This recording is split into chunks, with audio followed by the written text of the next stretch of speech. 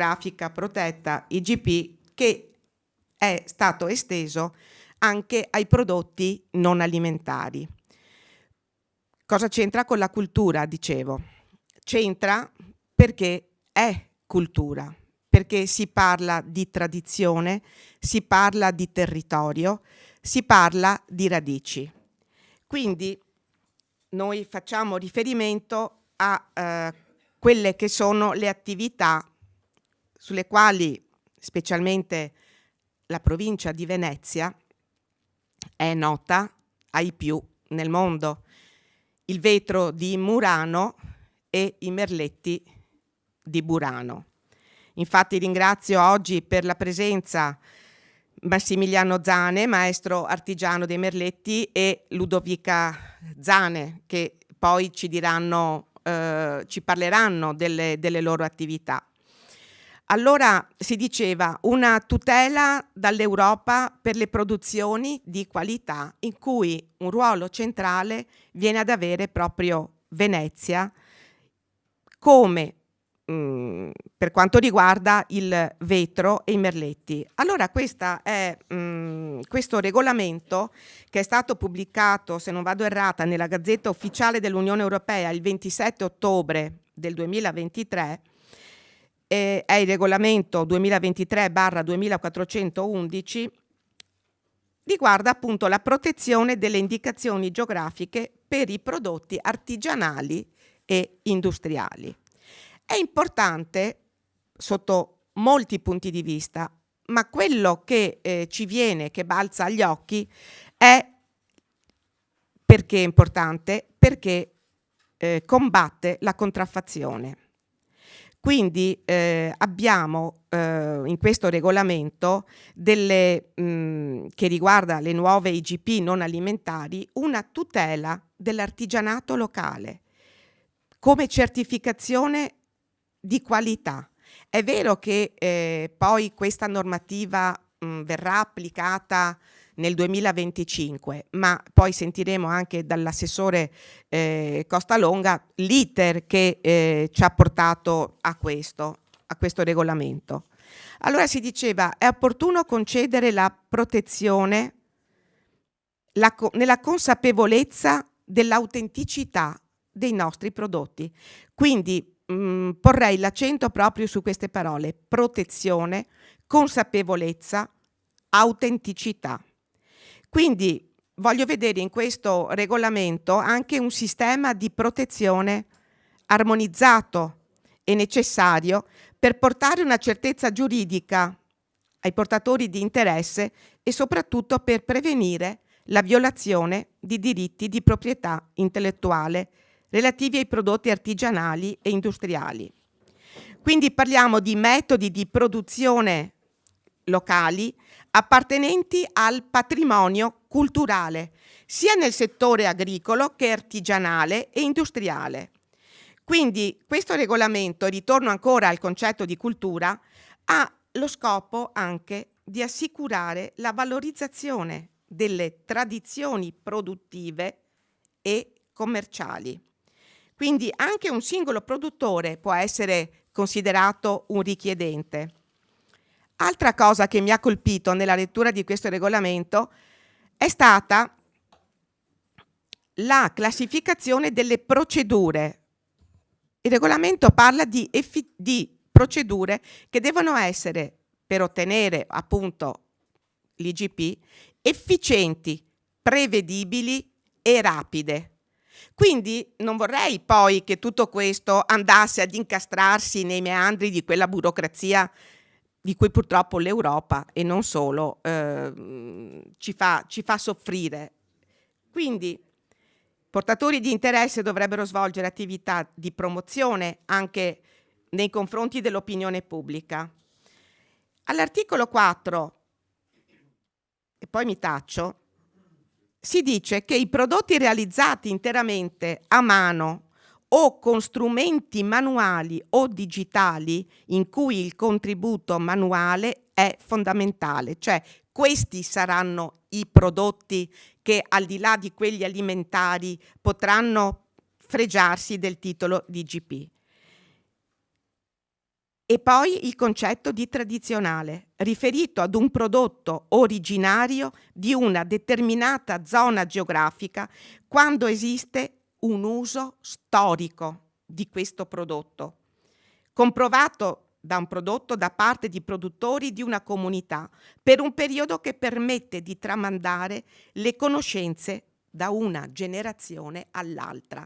Ecco perché io mi sono sentita un po' chiamata in causa quando ho saputo che l'onorevole Rosanna Conte e l'assessore Costalonga si erano impegnati per questo grandissimo risultato, proprio perché si parla di tradizione. La tradizione alla fine che cos'è? Se non un passaggio di un patrimonio culturale attraverso il tempo che deve essere trasmesso alle generazioni per recuperare i valori fondanti della nostra società. Allora qualcuno potrebbe anche venire in mente di dire: ma che cosa c'entrano i merletti e il vetro? Perché, signori, Venezia è anche merletti e vetro, perché dietro ai merletti e dietro al vetro ci sono persone che hanno impegnato la propria vita, generazioni e generazioni, e questa è quella tradizione che piace a noi e che non dobbiamo neanche per un minuto lasciarci sfuggire. Ecco perché credo che questo sia stato veramente un passo molto importante, per cui ringrazio davvero l'onorevole Conte e anche l'assessore Costalonga. Ora, per la scaletta, io intanto ringrazio i colleghi consiglieri che sono qui presenti e ringrazio il dottor Romano per essere qui, la dottoressa Peron in sostituzione dell'assessore Marcato che è impegnato in seconda commissione e quindi chiamerei qui adesso l'assessore Costalonga, poi la dottoressa Peron e poi ci piacerà sentire dalla viva voce degli interessati, il signor Zane e Ludovica Zane, che ci illustreranno per quanto riguarda il lavoro dei merletti, che cosa ha voluto dire per la loro famiglia, e in chiusura l'onorevole Rosanna Conte. Prego, assessore Costalonga. Grazie Francesca. Allora, intanto ringrazio il Presidente per l'iniziativa qui in Regione, perché dobbiamo veramente far capire l'azione che è stata fatta, che è importantissima da parte diciamo di un sistema che è appunto formato da amministrazione comunale, regione e tutti i livelli fino ad arrivare al Parlamento europeo, quindi tutti i livelli impegnati. Venezia si è mossa da subito per supportare questa bellissima iniziativa che è il riconoscimento dell'IGP per l'artigianato. L'iter è iniziato, cioè quando è stato pensato sono passati ormai forse 20 anni, ma l'accelerazione c'è stata durante il Covid. Questa accelerazione l'ho vissuta in prima persona perché nel maggio del 2021 ho fatto parte di un intervento in Commissione europea insieme a tutte le regioni d'Europa, ovvero Venezia era capofila di una campagna di sensibilizzazione rivolta alla comunità europea per proseguire in maniera spedita per arrivare alla definizione dell'IGP. Venezia perché capofila di questo gruppo di città d'Europa? Perché Venezia sicuramente a livello mondiale è riconosciuta come città unica al mondo, e portare i due prodotti più importanti, diciamo come riconoscimento, che è appunto il vetro artistico di Murano e il merletto di Burano, sicuramente dava lustro e dava quella giusta definizione di lavoro costante per garantire quello che diceva la Presidente, riuscire a tenere la cultura delle proprie tradizioni. Ogni regione, che è intervenuta raccontava la loro esperienza, il loro particolare, prodotto che veniva tramandato di generazione in generazione, e quindi si chiedeva all'Europa di intervenire per garantire il proseguo, perché purtroppo abbiamo visto negli anni la contraffazione quanti danni ha fatto alle nostre attività. Quindi partendo, diciamo, dall'esperienza di Venezia e Murano con questi prodotti magnifici, siamo riusciti a portare avanti il progetto. Per quanto riguarda Venezia, diciamo che io ho avuto sicuramente degli aiuti da parte della Promovetro, perché mi ha aiutato fin da subito, perché Promovetro ha un marchio che va ad affiancare quello che sarà l'IGP, e quindi rafforziamo il sistema della lotta alla contraffazione e cerchiamo di valorizzare quelli che sono i prodotti nostri. Con il merletto di Burano, qui abbiamo Ludovica Zane, che è la più giovane merlettaia che abbiamo a Burano. Perché portiamo lei? Perché purtroppo Burano sono rimaste solo persone anziane che stanno portando avanti la tradizione secolare, e l'unica ragazza che attualmente si sta dando da fare giovane è Ludovica.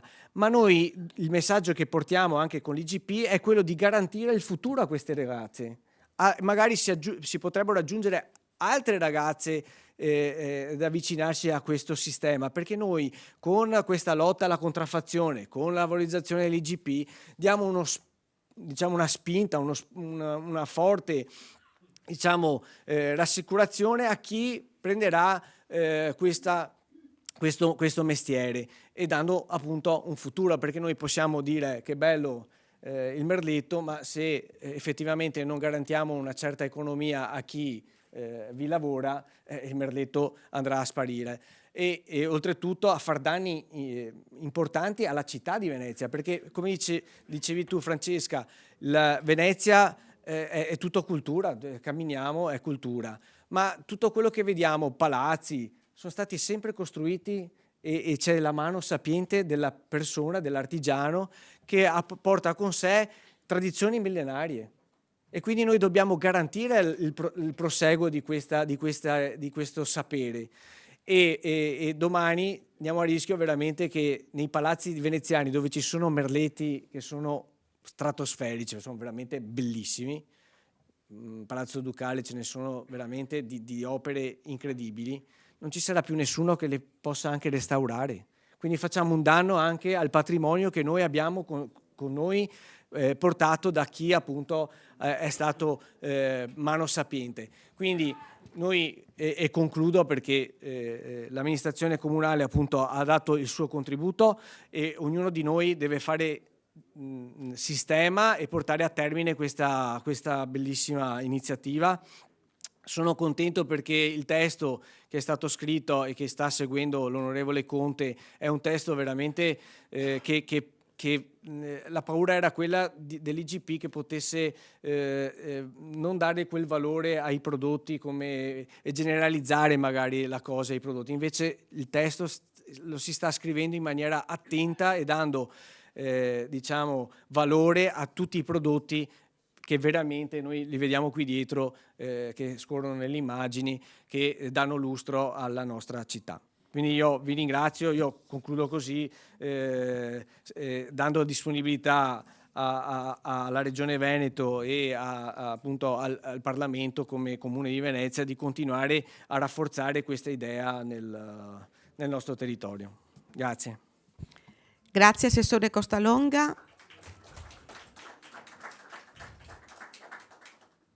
Allora, per l'assessorato allo sviluppo economico ed energia, in sostituzione dell'assessore Marcato, abbiamo la dottoressa Peron. Prego, dottoressa. Intanto buongiorno a tutti, porto i saluti dell'assessore Marcato, che è particolarmente soddisfatto di questo esito. A riguardo devo dire che proprio come strutture della Giunta regionale che segue la materia dell'artigianato ci siamo proprio impegnati in prima persona affinché alcune modifiche venissero recepite, e questo sia tramite una serie di osservazioni che abbiamo proposto al Comitato delle Regioni, sia tramite alcune osservazioni che abbiamo trasmesso al nostro coordinamento interregionale sviluppo economico e a sua volta trasmesse al Ministero competente. In particolare ci tenevamo moltissimo che questo nuovo riconoscimento, questa nuova forma di tutela dei prodotti artistici tradizionali soprattutto, fosse accompagnata dal riconoscimento e quindi dalla tutela del marchio collettivo, nel nostro caso Vetro Artistico di Murano. Su questo la Regione Veneto si è impegnato tantissimo, sì, dal 1994 e anche una decina d'anni fa abbiamo messo in piedi un sistema di tracciabilità, diciamo, lo chiamo elettronica, del marchio, in modo tale che con una etichetta parlante l'acquirente, ad esempio che si trova in Australia, possa verificare al momento chi ha prodotto quel vetro che sta acquistando e quindi se quel vetro è veramente originale. Ora, quindi il fatto che queste due forme di tutela si possano associare, quindi rappresenta un'ulteriore garanzia di questo prodotto. Io parlo del vetro di Murano perché come assessorato anche l'assessore si è particolarmente impegnato con il vetro di Murano proprio per questo marchio di titolarità della regione e rappresenta un'ulteriore forma di lotta contro la contraffazione, perché il nome Murano è utilizzato in tutto il mondo per vendere vetro che in realtà non viene prodotto a Murano. L'unica perplessità che possiamo esporre è quella che il riconoscimento come IGP è possibile quando una sola fase di produzione viene effettuata a Murano oppure per il merletto a Burano. Ecco. Però il nostro invece disciplinare del vetro artistico, del marchio vetro artistico di Murano, prevede che tutte le fasi di lavorazione, della prima lavorazione, siano effettuate nell'isola di Murano. Quindi sarà poi da vedere come questo, il disciplinare, come richiesto dal nuovo regolamento per il riconoscimento IGP e il disciplinare invece del marchio per l'attribuzione e la concessione del marchio vetro artistico di Murano possano associarsi. Ecco, questa è una cosa particolarmente delicata, diciamo, questo aspetto, quindi è da tenere presente proprio per il vetro di Murano. Ecco. È da dire poi che comunque, a parte questo, l'assessorato si è sempre in questi anni particolarmente impegnato per la tutela dell'artigianato artistico e quindi pensiamo al riconoscimento di questa nuova figura del maestro artigiano e per la quale nel 2022 è stato anche pubblicato un bando proprio ad hoc per il maestro artigiano e poi con riguardo al vetro di Murano è importante anche l'intervento proprio voluto dall'assessore che ha aiutato la sopravvivenza delle imprese di quelle di prima lavorazione, quindi con la crisi energetica la Regione Veneto ha stanziato dall'oggi al domani 3 milioni di euro e praticamente ha pagato per parecchi mesi i costi energetici delle imprese muranesi che altrimenti erano chiuse tutto. Su questo intervento poi è andato a ruota anche il governo che ha stanziato 10 milioni, erano 5 milioni di euro, ecco, e anche per poi affinché andasse in porto tutta la misura abbiamo collaborato diciamo come regione, ecco. e quindi poi anche è importante ricordare anche il bando da 5 milioni di euro che proprio è stato destinato negli ultimi anni all'artigianato e che speriamo di poter replicare. Ecco, con che io ho chiuso, insomma, e vi ringrazio. Grazie, dottoressa Peron. Chiamerei ora Ludovica Zane e Massimiliano Zane, li chiamerei insieme. Massimiliano Zane, maestro artigiano.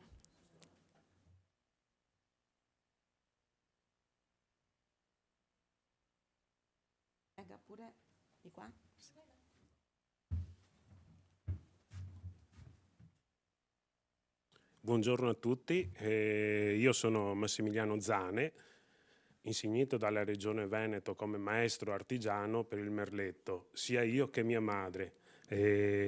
La vera maestra, la vera artista è mia madre. Io e lei stiamo provando a tramandare il tutto a mia figlia Ludovica, che sarebbe la quinta generazione che fa merletti in casa mia. Ho sentito del marchio del vetro di Murano, loro rispetto a noi con il merletto sono fantascienza, loro hanno già un marchio, hanno ditte e società riconosciute in tutto il mondo, noi a Burano, i produttori che fanno ancora merletto, siamo rimasti in 5-6 come società e come artigiani. Tutto il resto, quello che si fa ancora, viene fatto le signore in casa che lavorano per hobby o in qualche associazione anche sparse in varie parti del comune di Venezia. Noi abbiamo un problema grosso, la tracciabilità del prodotto, l'originalità del prodotto. Troviamo in vari siti merletto di Burano fatto negli Emirati Arabi, fatto in Cina, fatto in altre parti del mondo, ma non è merletto di Burano. Noi stiamo provando a fare un marchio nostro, almeno chi fa parte del Consorzio Venezia Nativa, del quale io sono vicepresidente, e in questo momento sto rappresentando i merlettai che fanno parte del consorzio, fare un marchio che stia al di sopra dei nostri marchi di società.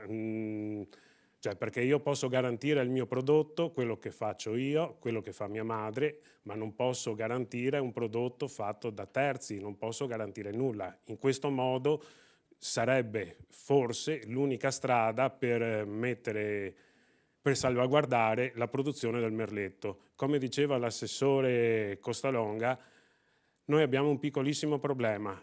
Chi fa merletto sono tutte signore che l'età media è di circa 70 anni. E i palazzi comunali, provinciali, regionali sono pieni di merletto di Burano. La chiesa è piena di merletto di Burano.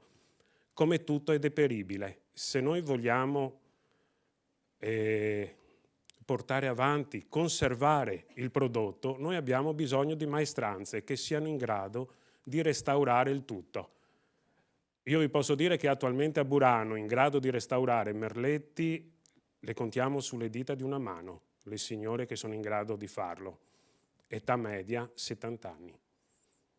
Cioè, capite il lavoro enorme che noi con il merletto di Burano dobbiamo fare per salvaguardare questo. Noi chiediamo alla Regione, alla provincia, anzi alla città metropolitana, al Comune di Venezia un aiuto su questo, di promuovere che esiste ancora il merletto di Burano, fatto a Burano, perché la tecnica, se noi vogliamo essere pignoli, il merletto di Burano assomiglia anche al merletto francese.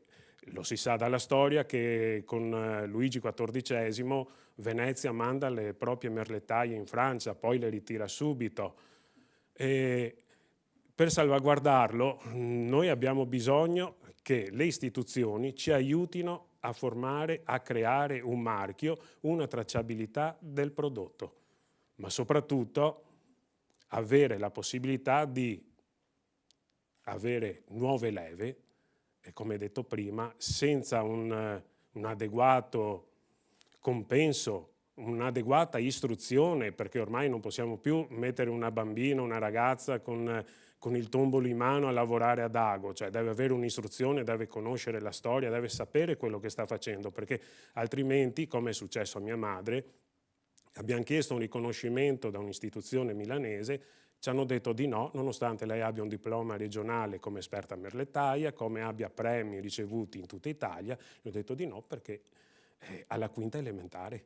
Cioè noi ci troviamo di fronte a questo, le istituzioni, la scuola, l'università manca sul merletto di Burano, a differenza del vetro dove c'è un istituto professionale a Murano dove creano nuovi maestri vetrai. Noi abbiamo questo problema qua.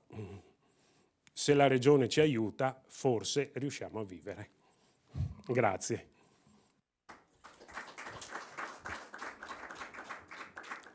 Grazie. È sempre la competenza della sesta commissione, la formazione, comunque vorrei dire, alla fine vedo il dottor Santoromano che annuisce, ma alla fine è così. Allora sentiamo da Ludovica, che è giovane, che cosa ci può dire? E semplicemente ricollegandomi al discorso che ha fatto mio padre, senza una scuola, senza dei riconoscimenti anche, il merletto non può andare avanti. Io sono qua e sto perdendo orari di scuola, mi contano semplicemente come assenza. Io non ho PCTO, non ho crediti facendo merletto, non ho assolutamente niente, però lo faccio perché mi piace. Sono la quinta generazione a casa mia. Sto cercando di impararlo, però non si impara in 2 giorni, non si impara in 2 anni, lo faccio già da 6 anni, eppure mi trovo ancora in alto mare. Se vogliamo tutelare il merletto e riuscire anche a tramandarlo, bisogna farlo in fretta, perché è una lavorazione molto molto lunga da imparare, ci sono un sacco di fasi e un sacco di punti. E ovviamente se l'età media delle maestre merlettaie è sui 70 anni, capiamo che non abbiamo molto tempo per farlo. Ci sono io, però io al momento non lo posso insegnare. E poi oltre a me chi c'è? Nessun altro, quindi è questo, cioè bisogna proprio cercare di tutelare il merletto, di garantire che ci possa essere un mercato intorno al merletto, così la gente della mia età, quindi 18enni, possono anche interessarsi al merletto senza dover muoversi da Venezia, possono imparare questo lavoro qua, possono vendere merletto e quindi possono anche impararlo e lo fanno anche con più voglia. Perché merletto, molta gente pensa a tovaglie, pensa a oggettistica per la casa, perché in realtà merletto è tutto quanto, sono tutte le idee che una persona può avere, sono gioielli, sono anche semplicemente personaggi di cartoni animati, cioè il merletto si può reinventare, quello che io sto cercando di fare e che con anche il papà e la mamma abbiamo spinto molto contro la nonna, perché le abbiamo detto i centrini non li vendi più, bisogna cercare di fare qualcosa di nuovo che possa anche attirare gente della mia età, perché se io vedo un gioiello, vedo qualcosa che brilla, dico però quasi quasi anche me lo prendo. Invece il centrino dico bello, però in casa non lo uso. Quindi bisogna proprio reinventarsi tutto il lavoro del merletto, la tecnica è quella e da lì non si scappa perché non si può fare altrimenti, se no non è più merletto di Burano. Però i disegni e gli oggetti che si vendono, quelli sì che possono cambiare. Se la gente riesce a capire quello, riesce anche a capire che può crearsi da solo davvero tutto quello che vuole, da vestiti a accessori a qualsiasi altra cosa.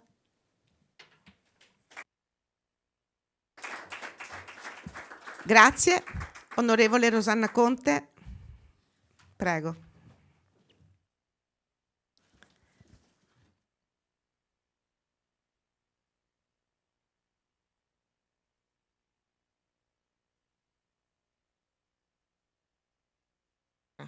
Buongiorno a tutti, ringrazio prima di tutto la Presidente Francesca Scatto per aver organizzato questa conferenza stampa, ringrazio i giornalisti, ringrazio l'assessore Cossalonga che mi ha preceduto come relatore e dico subito che il regolamento che introduce un sistema europeo di protezione delle indicazioni geografiche per i prodotti artigianali e industriali può essere una grande opportunità per i nostri artigiani e nelle nostre imprese. Allo stesso modo dico subito che ci sono delle criticità. criticità che devono essere attenzionate e prevenute, soprattutto per quei settori che sono già stati tutelati in qualche modo a livello nazionale, come ad esempio il Veneto di Murano e il Merletto. Quindi sarà da tenere ben d'occhio e capire come procedere in questo modo, perché dovete pensare che questo dossier arriva dopo 20 anni di accordi, e come tutti i dossier che sono fatti in Europa sono il frutto di un compromesso che è dato da tante cose, figuriamoci in 20 anni, un compromesso di 27 paesi, tutti con idee e interessi diversi. Cerchiamo quindi di trarre quello che è positivo da questo dossier e da questo regolamento. Infatti pensiamo proprio che il marchio IGP nel settore agroalimentare è stato molto importante, che è questo marchio qua, che sarebbe lo stesso anche nel caso delle non alimentari. È stato un volano da un punto di vista per l'export, è stato una difesa per la contraffazione e per l'Italian sounding, perché questo non è riconosciuto soltanto in Europa, viene riconosciuto anche dai paesi con cui abbiamo rapporti di scambi commerciali e non solo. Quindi è una forma di protezione importantissima e aiuta anche quel turismo inconsapevole che non sa comprendere la veridicità del prodotto e i prodotti tipici del nostro territorio. E come diceva prima la Presidente Scatto, è importante in questo caso fare cultura perché per il territorio e sfruttarne l'opportunità e la potenzialità, è fondamentale questo. Quindi non un prodotto soltanto a livello locale, ma farlo conoscere anche al di fuori, travalicare il nostro territorio. Quindi io, quando come unica eurodeputata di Venezia e provincia, vedendo che c'erano queste eccellenze, che sappiamo che sono il Merletto di Burano e il Vetro di Murano, ho capito la loro peculiarità, ma ci sono anche altre, ci sono le maschere, ci sono le calzature della Riviera del Brenta, e sono lavori davvero importanti, e per loro questo è un ulteriore strumento di tutela per la contraffazione, tutela per le nostre prodotti, l'artigianità e anche la creatività di questi prodotti, che è fondamentale, perché ci sono moltissime copie, moltissime imitazioni che vanno a creare inganno nel consumatore e danneggiano poi anche la nostra immagine. Certamente una criticità è questa, perché noi vorremmo che il prodotto venisse riconosciuto qui a livello locale, artigianale, ma purtroppo in questa fase non è così. Il regolamento prevede un'altra cosa, prevede che sia sufficiente una fase che venga svolta nella località da dove proviene. Però c'è la clausola di salvaguardia che dice che fra 5 anni possiamo porre dei rimedi a quelle cose che non ci vanno poi così tanto bene. Quindi intanto proteggiamo i nostri prodotti e dopo cercheremo di modificare strada facendo quello che sarà la necessità.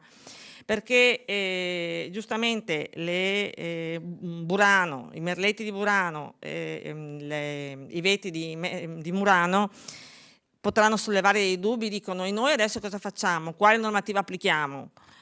La risposta è: aspettiamo i disciplinari indicheranno esattamente quali saranno i prodotti che potranno chiedere di essere inseriti, e cerchiamo noi stessi di spingere come settore, come categoria, anche in modo più restrittivo, di tutelare i nostri prodotti a livello territoriale. È un compito in qualche modo che spetta alle categorie, è un lavoro che poi di conseguenza Roma è regione. È l'unica cosa che possiamo fare questo nel frattempo dei 5 anni.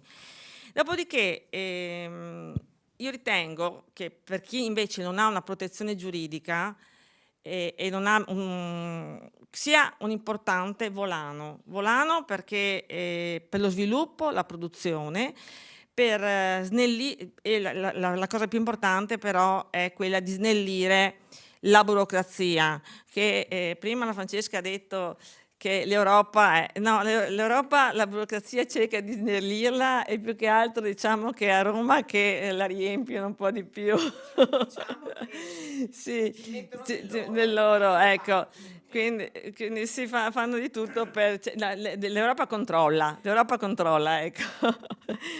E quindi è una cosa importantissima per quanto riguarda soprattutto il nostro artigianato, che è un'eccellenza. Se nel settore agroalimentare siamo la prima eccellenza grazie a questo logo, sicuramente arriveremo anche per quanto riguarda il nostro artigianato e le nostre attività creative del nostro territorio, perché siamo fatti così. Quindi io tra l'altro concludo dicendo che i calzaturifici marchigiani hanno accolto con grande entusiasmo questo regolamento, perché cercheranno di sfruttarlo al meglio, perché è un modo per tutelare i nostri prodotti, che sappiamo sono eccellenze, ma a questo punto li blindiamo, questo è fondamentale. Io che poi mi sono sempre occupata della tutela del Made in Italy in tutti i settori in Europa per la difesa, e ritengo che sia fondamentale fare squadra, come abbiamo fatto finora, da Venezia alla Regione all'Europa, per cercare di portare a termine, sviluppare nel miglior modo possibile, trarre le opportunità più idonee da questo regolamento. E dobbiamo farlo tutti assieme. Ovviamente sono a disposizione nel momento in cui ci saranno le modifiche da poter apportare per attivarmi. Dopo ovviamente lancio un appello che riguarda quello che avete detto voi prima. Quello che ritengo fondamentale è lavorare assieme, quello di una continuità dei mestieri. Continuità di mestieri che deve essere basato appunto sull'agevolazione di una formazione che riguarda un dettaglio, creare delle figure professionali specifiche perché possano portare avanti la nostra cultura, la nostra tradizione, la nostra identità. Io vi ringrazio, confermando la mia disponibilità, ringraziando ancora la Francesca, e sicuramente abbiamo ancora del lavoro da fare. Grazie. Grazie Rosanna, grazie a tutti voi. Sì, prego. Allora, da quello che io ho capito, poi l'onorevole Conte sarà forse più precisa. È stato approvato il regolamento, però adesso devono passare altri 2 anni perché 25 mesi deve passare quindi il Consiglio per cui ci si può ancora lavorare.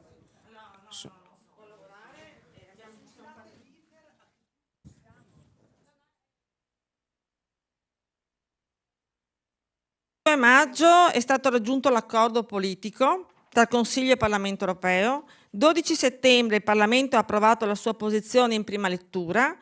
Il 9 ottobre il Consiglio ha fatto altrettanto, approvando il testo al Parlamento, andando così ad adottare il provvedimento in via definitiva. Segue l'entrata in vigore e la sua applicazione dopo 25 mesi. Quindi nel 2025. Ottobre di quest'anno. 25 mesi, 2 anni. Sì. A ottobre 2025 dovrebbe... Sì. Sì, non è ancora efficace, cioè non è ancora produttivo di effetti giuridici.